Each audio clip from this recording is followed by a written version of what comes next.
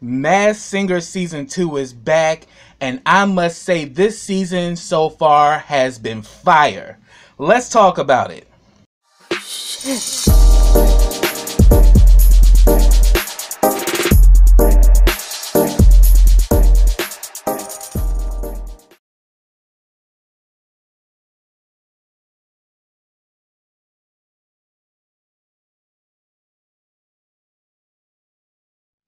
Hey, what's up, everybody? Welcome back to KRSTV. This is your boy Kenny.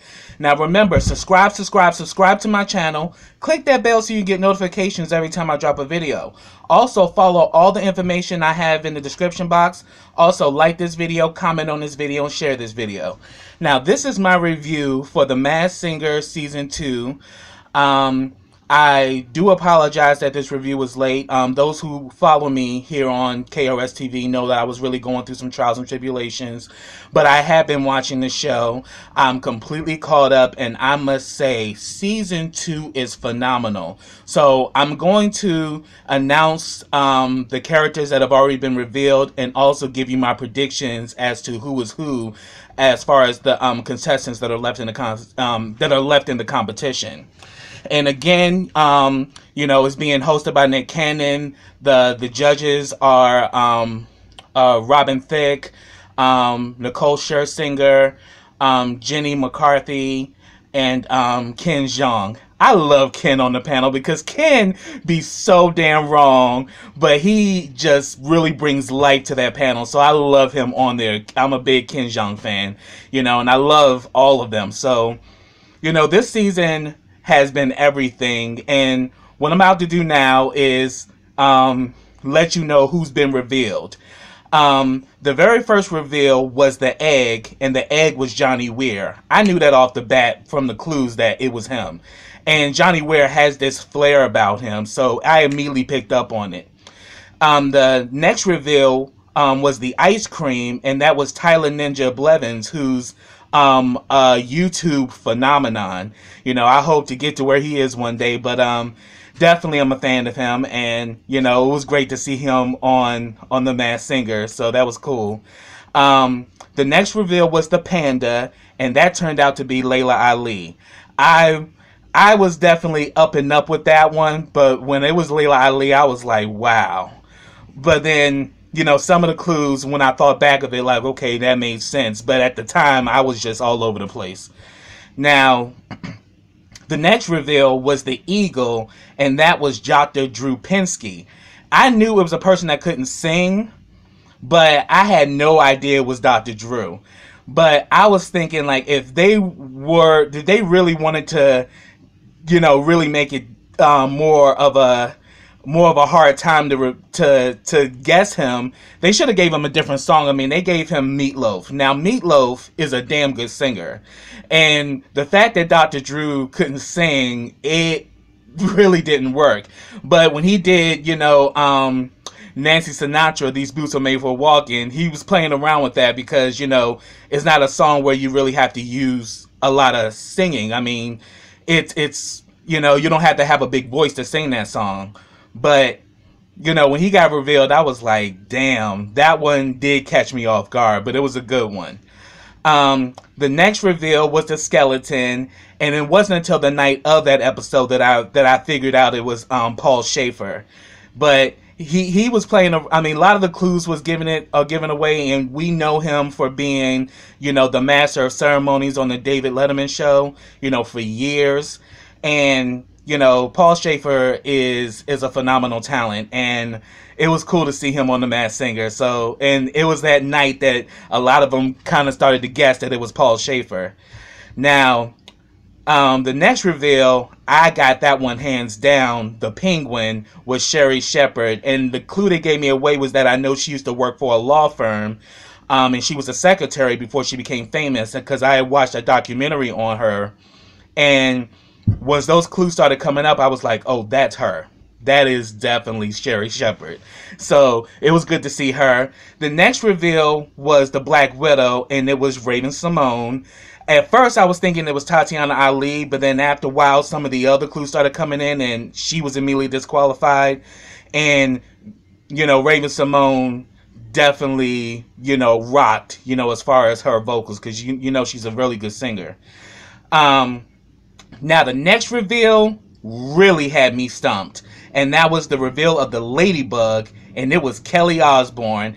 And I was so mad at myself because I love Kelly's voice. I mean, her version of Papa Don't Preach, I used to rock that back in the day when I was in high school, when the Osbournes, reality show was still on.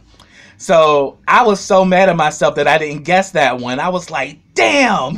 And the funny thing about it, everyone on the panel got her wrong too. She did such a phenomenal job.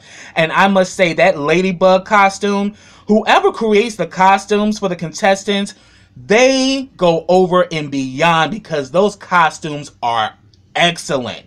They are so superb. And the Ladybug costume was fucking on the money. It was beautiful.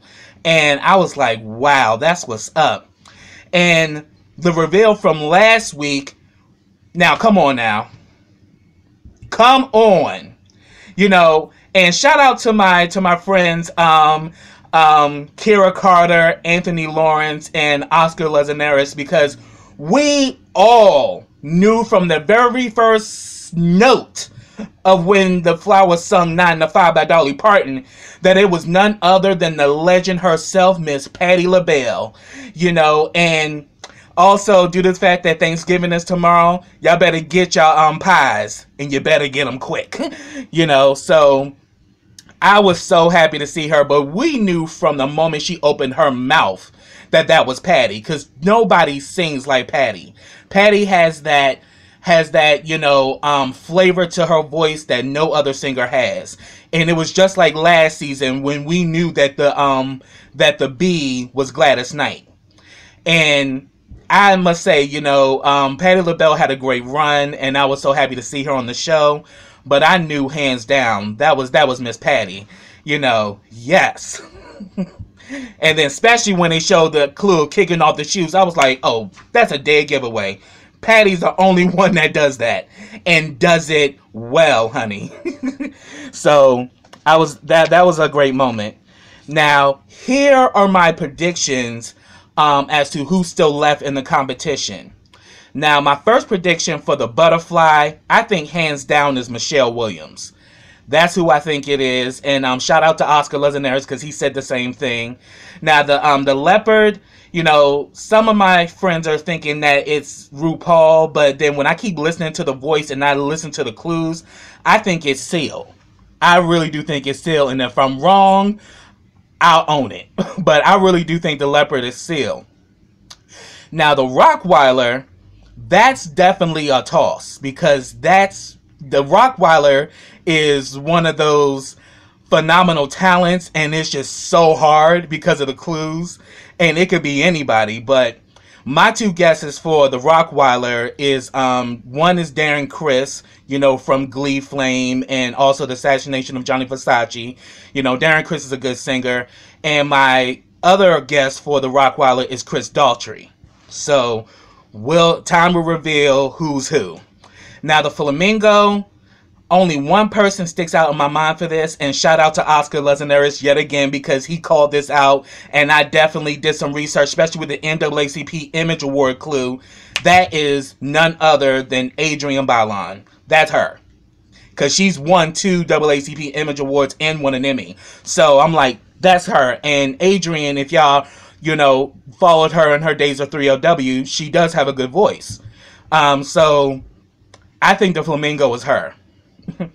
Now, the tree definitely has me stumped, because the tree is a phenomenal talent, and yet the clues are not ringing true. But then definitely from the sound of the voice, is definitely somebody who's definitely got a background in country music. And my two guesses are Anna Gasteyer from SNL fame. Y'all remember when she used to do the Celine Dion impersonations? I am the best singer in the world. Loved it. But I think the second guess for the tree, I think, is Trisha Yearwood. I can be completely wrong, because I'm like, I'm really thinking about that range of a voice, and I'm like, it has to be a singer that can really deliver.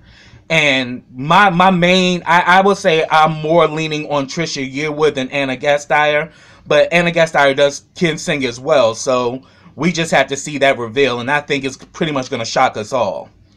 Now the Fox, I have like 3 guesses with that. One of them is Jamie Foxx, you know, because of the sound of the voice. Another one is Sean Stockman from Boyz II Men. And my third one is Jeremy Renner, you know, the actor. So I'm thinking, yeah, it can be one of those 3 in my opinion. Now the Thingamajig is another one. But I think I found out who the Thingamajig is. And you heard it here from me. My guess for the Thingamajig, my very first guess, is Victor Oladipo, you know, the basketball star. Like, I really do think it's him because I just listened to his version of A Song for You by Donny Hathaway. He has this very lush, you know, soothing R&B sound. And I'm like, for the fact that he is a basketball player and yet has this beautiful R&B singing voice is just out of this world. And then to even add and to even make it even better, he's, you know, from Silver Springs, so shout out to the DMV, baby. So I'm like, yeah, I definitely think it's Victor Oladipo for the Thingamajig. And another person I think it could possibly be is Montel Jordan because of the height. I mean, because the person who's a Thingamajig is either probably 6'7" or 6'8". You know, so it's a person that's definitely, you know, has a lot of height on them. So I'm looking forward to seeing the rest of the reveals, and I definitely thank you all for your love and support, and I am so happy that this show is back. It's definitely one of my favorite shows on television. I love the excitement. I love the expectation. I love how it really messes with your mind, because when you think you know something gets thrown in that can completely throw you off.